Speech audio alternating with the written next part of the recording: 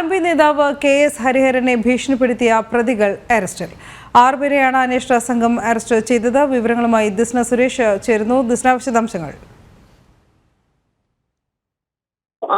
വടകരയിലെ തിരഞ്ഞെടുപ്പുമായി ബന്ധപ്പെട്ട് വലിയ രീതിയിലുള്ള പ്രത്യാരോപണങ്ങളാണ് വടകരയിൽ ഉണ്ടായിരുന്നതെന്ന് തന്നെ നമുക്കറിയാം.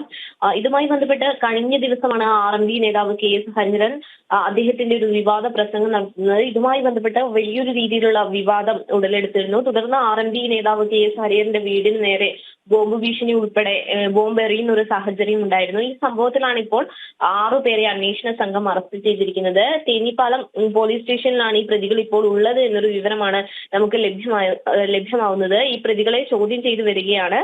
കൂടുതൽ വിവരങ്ങളൊന്നും തന്നെ പോലീസ് ഇപ്പോൾ പുറത്തുവിട്ടിട്ടില്ല. എന്തായാലും 6 പേരെയാണ് ഇപ്പോൾ അന്വേഷണ സംഘം ചോദ്യം ചെയ്തുകൊണ്ടിരിക്കുന്നത്. അനു.